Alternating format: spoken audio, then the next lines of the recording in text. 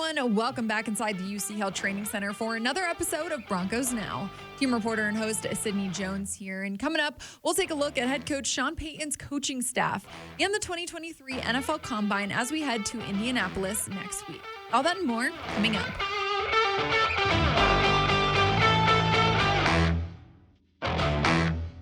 For this week's episode of Broncos Now, we've got the Athletics' Nick Kosmider joining the show. Nick, appreciate you hopping on. How are you doing? I'm great, Sydney. Thanks for having me. Of course. Glad to hear it. I know it's been a little bit slow around here since head coach Sean Payton's press conference, but things are starting to pick back up. Hope you had some time off to relax a bit. Yeah, after as you know, it was just a pretty fast and furious 2022 season, a lot going on. So yeah, it certainly has been nice once the coaching search was done to have a little bit of downtime, but here we are, as you know, heading next week to the Combine in Indianapolis, and then the off season is just really underway. So I enjoy these dull moments because they're few and far between. Seriously. Well, Nick, I know head coach Sean Payton, said he's going to be patient with assembling his coaching staff. And, he did exactly that. But he went out there and got his guys. First, I want to talk about defensive coordinator. Former Broncos head coach Vance Joseph will be joining the Broncos again as defensive coordinator here. So, Nick, what do you just like about this hire? Well, obviously the first thing you think about for me is sort of the continuity in terms of Vance Joseph. He's going to be kind of familiar with the surroundings, how this team fits into the NFL ecosystem, right? I mean, he's lived it. He understands kind of the pressures of the role. And while his head coaching tenure, didn't go the way that he wanted it to in 2017 and 18, and 11 and 21 record, the defense during that time was solid, as it has been for much of the last 6 or 7 seasons. So I think you have that. There's a couple players on the defensive roster, and Justin Simmons and Josie Jewell, 2 key communicators on that defense who know Vance Joseph.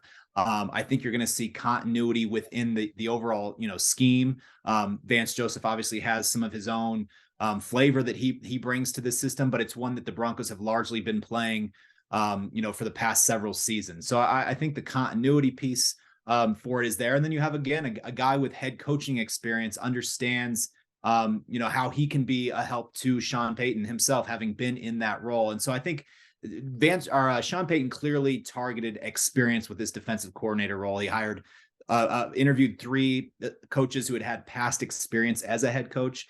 And so I think he's going to have a lot of freedom to really run that side of the ball as Vance Joseph. Yeah, you mentioned the flavor that Vance might bring here. Do you think maybe he'll come in and make any changes on defense? Well, I'm sure he is going to have a pretty significant say in what the defensive roster looks like, right? The Broncos are going to have a number of free agent choices to make. Key players like, Alex Singleton, Draymond Jones, possibly Deshaun Williams, a lot of talented starting players for that defense last year who are going to be free agents. So, who does Vance Joseph see as being able to fit best in his version of this kind of 3-4 attacking scheme? I think that's what you'll see. He's going to kind of, blitz with his own sort of style, both in terms of, where the pressure comes from, when he brings it. He's just going to kind of put, I think, his own tweaks onto that kind of thing. But one of the things about, I think, his prior head coaching experience is really understanding just how critical the offseason is in getting the roster that you want to do the exact thing that you want it to do. And so I think he's going to have a pretty significant say or, input into what that defensive roster looks like in 2023. Definitely. Well, Nick, on the other side of the ball, Joe Lombardi will be the offensive coordinator here under Sean Payton. What do you like about him, and what do you really think he adds here? Well, I think the biggest thing with Joe Lombardi is he knows exactly what it is that Sean Payton wants. He understands what it takes to work for, a demanding coach who really prides himself on he and his staff just putting in the hours necessary to create the perfect game plans for that given week. Lombardi has been with Payton on 2 different occasions. Started as a kind of an assistant on his staff in 2007, and by 2009, the year that they won the Super Bowl, he had been elevated to quarterbacks coach. Served in that role for several years.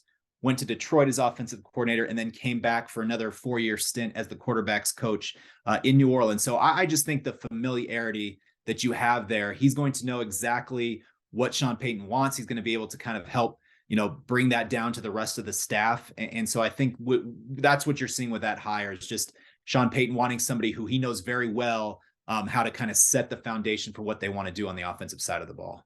Absolutely. In other news, Nick, you mentioned it earlier, defensive end Draymond Jones. I know the NFL franchise tag window opened up this week. He's considered the lone franchise tag candidate for the Broncos. What do you think maybe the team will do there?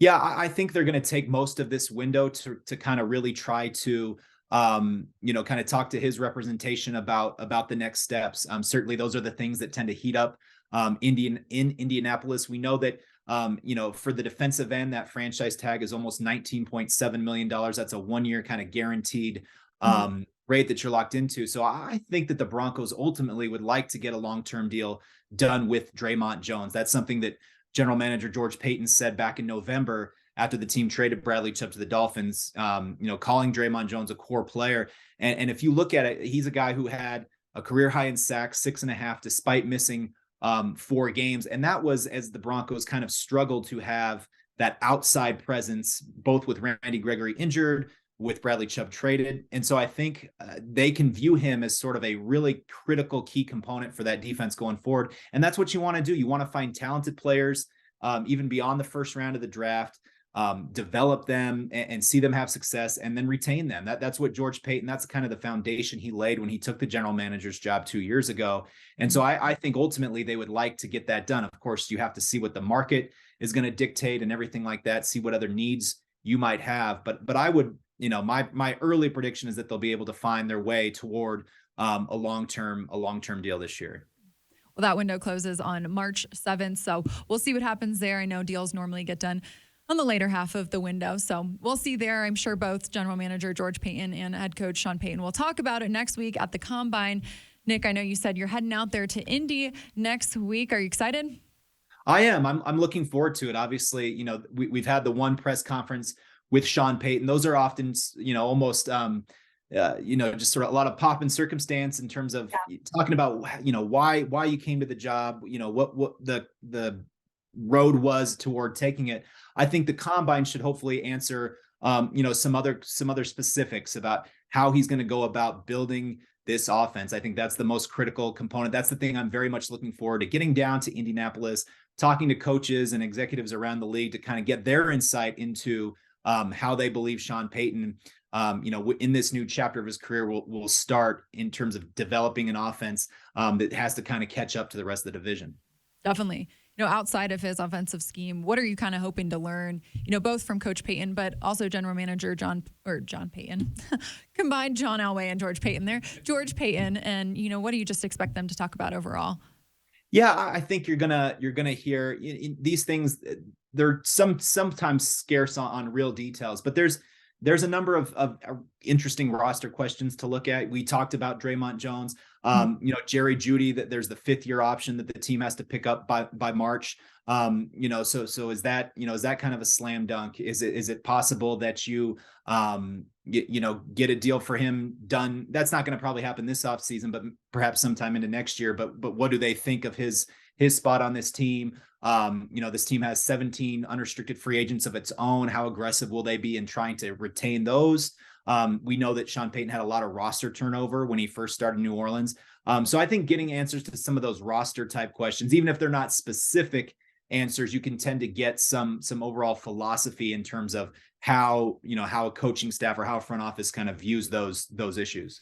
Right. Well, looking at the roster, Nick, what do you think the Broncos' biggest area of need is, as they look to address them over the next couple of weeks in the offseason?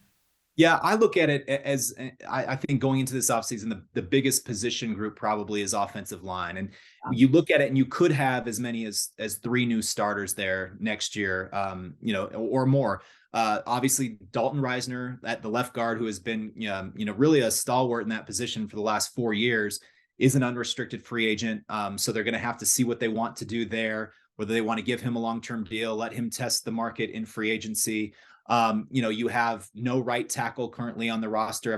Pretty much everybody who played that position last year was on a 1-year deal. So you have a bunch of unrestricted free agents there as well. And then, what's going to happen at center? Lloyd Cushenberry missed the second half of 2022, was struggling a little bit before he did get hurt. Graham Glasgow came in and played well, but he has a contract that might have to be, reworked as well. And perhaps he moves on. Those are some of the questions right there that you start with and say they have a lot to add on the offensive line, and that's even before you get to some of the depth spots behind them.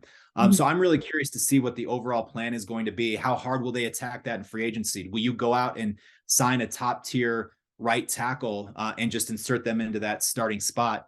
They have 2 third-round picks. I'm looking at that as being a place where they really probably should look at the offensive line and say we got to get ourselves more in that tackle pipeline because even Garrett Bowles' sort of free agency will be here before you know it as well. So that to me is the biggest question mark of what's going to kind of be the team building strategy along the offensive line. Yep, I agree. Well, there's a lot of things to look forward to. I know the combine, free agency, the draft, they're all right around the corner. Next thing you know, we'll be chatting on the sidelines in training camp. So it Yep. comes fast and furious, but that's what makes it fun. It really does. Well, Nick, look forward to seeing you next week in Indianapolis and appreciate you joining the show today. Thanks for having me, Sydney. Well, that'll do it for today's episode of Broncos Now, Broncos Country. Thanks so much for tuning in. Make sure to follow the Broncos Podcast Network on Twitter and the Denver Broncos YouTube to stay up to date on all the latest episodes. I will see you next week for another episode of Broncos Now in Indianapolis at the NFL Combine.